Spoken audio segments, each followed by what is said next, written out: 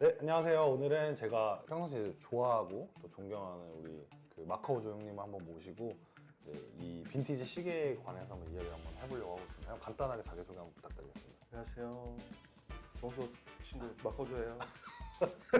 일단 이제 형님 같은 경우에는 뭐 무역일이라고 해야 될까요? 뭐 바이어? 네, 바이어. 패션 원래 패션 바이어 일을 오래 했었고요. 지금은 이제 빈티지 시계 매니아로 또 활약을 하고 계시고 또 형님 또 시계도 판매를 직접 하고 계시잖아요. 지금. 네, 뭐 인스타그램 계정이 있는데 사실 근데 나는 그냥 비주류라서 대중들이 좋아할 만한 건 별로 없어. 그 형님이 지금 오늘 뭐 그 앞전에 이제 촬영하기 전에 이제 이야기를 좀 많이 해주셨는데 뭐 네. 지금 뭐 차고 계신 네, 거부터 해가지고 이야기해주셨습니다. 이 시계는 예거 루쿨트를 해서 만든 그 미스테리 다이얼이라고 하는 시계인데 보통 시계는 그 시 분침이 있고 뭐 핸즈라고 하는데 걔가 시간을 가리키는데 얘 같은 경우는 다이아몬드가 다이얼판 위로 굴러가면서 시 분침을 가리키는. 근데 내가 처음에 거슬러 올라보니까 사회생활을 25살 때 처음 했는데 네. 엄청 오래됐네. 갑자기요? 2005년도 내 나이가 나오네. 그래서 처음에 서브마리너를 다들 다 좋아하는 것처럼 그 당시에는 서브마리너가 그렇게 별로 안 유명했었거든요. 롤렉스 서브만. 그 당시에 서브마리너가 나 그때 중고로 샀었는데 350만 원이었어요. 그때 350만 원이면 그때 짜장면 한 그릇에 1,000원이었으니까. 아니야, 뭔 소리야. 그만큼 멀지 않아. 하여튼 가격이 뭐 올랐는데 그래서 그때 당시에 난 태고유도 쳤었고 롤렉스도 쳤었고 오메가도 쳤었고 했는데 네. 그런 여러 가지 뭐 현행들이라고 하면 그때 당시에 이제 새거 중국에 나왔는데 그 발매된 지 얼마 안 된 것들. 그러다가 이제 이 시계를 누가 찬 거를 봤어요. 내가 어디서 봤는데 그 기억이 안 나. 이제 노화가 와서. 어제 그래서 그걸 보고 저건 무슨 시계냐 뭐 디깅을 해봤죠. 그 주위에도 물어보고 해서 보니까 예거 루쿨트라에서 만든 그 미스테리 다이얼이라고 하더라고요. 대명사로. 이 시계가 지금 14K인데 40년대 빈티지거든요. 40년대 빈티지. 예, 이제 조금 있으면 이제 앤틱이 되는 거죠. 이제. 그쵸. 예, 보통 만들어지고 20년이 경과하면 빈티지라고 그러고 이건 프랑스 법규상 법례 조항에 있는 건데 앤틱은 만들어지고 100년이 지나면 앤틱이라고 그래요. 그거는 가구도 다 똑같아요. 어쨌든 이 시계를 처음 시작으로 빈티지 세계에 빠져든 거예요. 입문을 이제 입문을 이걸로 한 거죠. 이거 시계 줄은 그 당시에 구했던 거 그대로. 이게 네. 오리지널이에요? 시계 줄이? 아니 오리지널 아닌데 그 당시에 제가 저한테 이 시계를 판매하신 분이 갖고 있는 악어 그대로. 그러니까 제가 몇 번 안 찼어요. 엄청 아끼시는. 그렇죠. 예. 시계라는 게 용도가 다 있어요. 이게 금통으로 만들었다, 다이아몬드로 만들었다 이거에 따라서 고급 시계다 이게 나눠진 게 아니고 용도가 다른 거예요. 얘 같은 경우는 고급으로 들어가는 게 이거는 아주 격식 있는 자리에서 사야 되는 그런 디자이닝입니다. 이를테면 롤렉스에서 나오는 우리가 보통 아는 서브마리너 가격이 비싸잖아요. 가격이 비싸다고 다 고급 시계가 아니고 네. 걔는 툴워치라 그래가지고 막 차는 시계예요.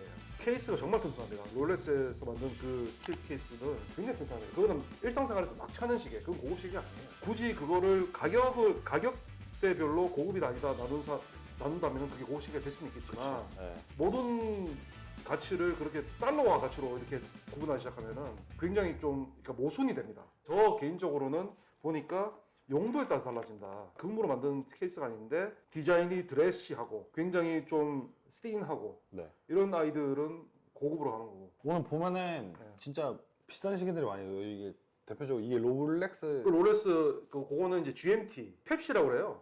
그 베젤 색깔이 펩시 콜라를 연상시킨다 그래가지고 펩시라고 그러는데 걔는 87년도 빈티지 16750이라는 레퍼런스인데 이게 돌아가죠. 예, 걔 돌아가죠. 예. 그래서 지금 현행 같은 경우는 돌리면은 짝깍짝깍 소리 나는데 걔는 그냥 돌아가요. 스무스하게. 스무스하진 않은. 형님이 이제 얘가 르클루트로 이제 시계 빈티지 시계 처음 입문하셨다고 하셨잖아요. 그러면은 이제 이 안에서도 형님 이런 거는 진짜 귀하다, 좀 가치가 있다. 스토리가 될 수도 있고 뭐 역사가 될 수도 있고 딱 세 가지 정도만 형 한번 보여주자면 뭘 한번 보여주실 것 같아요? 일단 기본적으로 저는 밀리터리 기반을 좋아해요.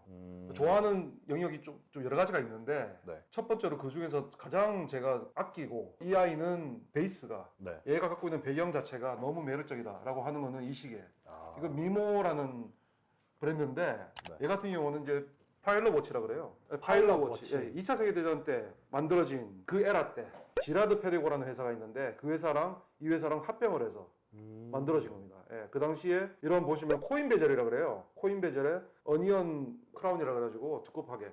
그러니까 파일럿들이 두껍한 그 파일럿용 장갑을 끼고서 가죽 장갑을 끼고서 돌릴 수 있게끔. 예. 그래서 이게 이렇게 크게 제작이 된 예, 거예요. 예, 예. 이것도 좀 작은 편인데 어쨌든 그래서 이게 좀 특이한 건 뭐냐면 네. 마리 퀴리 박사라고 있어요. 리튬이라는 물질을 인류 역사상 처음으로 발견한 사람인데 야광 물질이잖아요. 네. 그 리튬이라는 물질이 그게 바람 효과가 있어요. 그래가지고 50년대 이후로는 이걸 안 씁니다. 국제법상. 얘가 지금 보시면 인덱스라는 숫자잖아요. 네. 얘가 다 리튬이에요. 리튬 페인팅 한 겁니다. 예, 이 오리지널 리튬 다이얼. 리튬을 못 써서 지금은 트리튬을 써요. 예, 야광 물질 다 트리튬. 그 당시에 이 작업을 다 수작업이기 때문에 이 작업을 하러 공장에 갔던 소녀공들이 백혈백인 정말 많이 걸렸습니다. 이거 네, 시계 차고 아크릴 그러면 써있어요. 이거 100개만 걸리는 거 아니에요?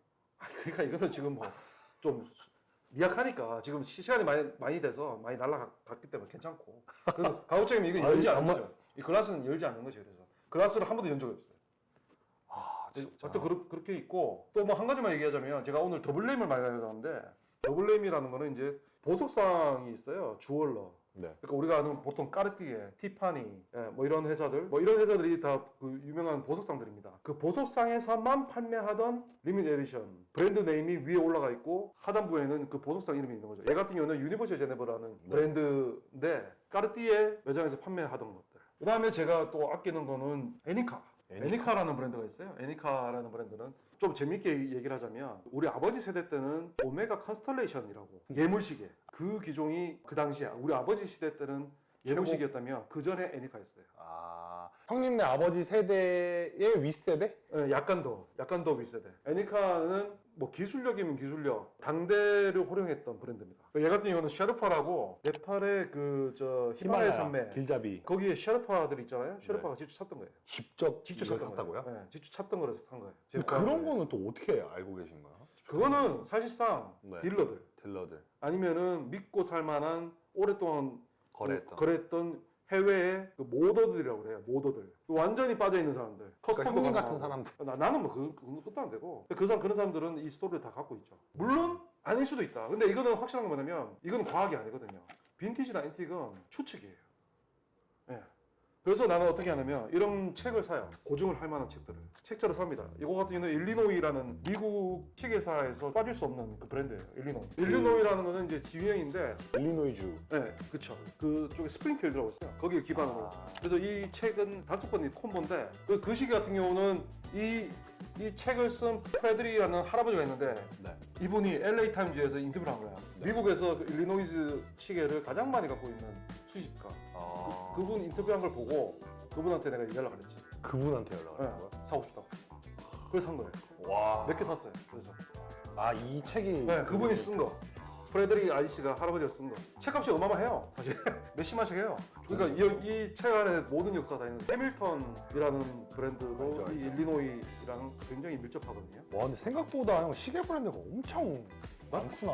그러니까 쿼츠 파동이라고 해가지고 세이코에서 1920년대 미국에서 모 회사가 쿼츠, 우리가 아는 전자시계의 기술을 발명했어요. 근데 20년대 때는 그 전자시계가 유행할 수 없는 그런 시대상이었던 게 그 당시에는 아르데코라 그래가지고 아르데코 사조랑 있잖아요. 뉴요커들이 파리지앵들의 아르데코를 받아들이기 시작했던 그런 시대이기 때문에 맨해튼에서 거기에서 일을 하는 뉴요커들 파리지앵들 따라오고 싶은 거예요. 거기에서 건너온 아르데코 사조가 담겨있는 그런 시계들, 이게 아르데코입니다. 1920년대에는 그 전자시계 기술이 쓸모가 없는 기술처럼 여겨졌었고, 그래서 세이코가 그걸 갖고 있다가 1960년대 후반에 그걸 터뜨렸어요. 그게 파급력이, 나는 그때 없었으니까. 근데 근거 자료도 보면 초산 3,000개 이상의 시계 브랜드들이 다 없어졌어요. 그 전자시계 때문에. 네. 그것 때문에 지금 보고 있는 이 유니버셜 제네버, 일리노이 이런 회사들 다 그런 회사. 그러니까 사람들이 모를 수밖에 없는 거죠. 전자시계가 나오면서 걔네들이 이런 없어진 거예요. 예전에 그 어떤 그 명맥- 오리지널리티가 그렇지, 있고 있어. 걔네들이 없어진 거예요. 나는 어떻게 됐냐면 하다 보니까 생각지도 못했던 그런 상황에 직면한 거예요. 내가 몰랐던 3,000여 개 이상의 브랜드가 있는 거지. 너무 신기하잖아. 그쵸, 신기하다. 난 씨발 그냥 오메가만 롤렉스만 있는 줄 알았는데 이거 없어진 게 있대. 이제 그게 이제 전파되면서 그게 이제 변형된 거죠. 그러니까 20세기 들으면서 여러 가지 형태로 변화하는 거죠.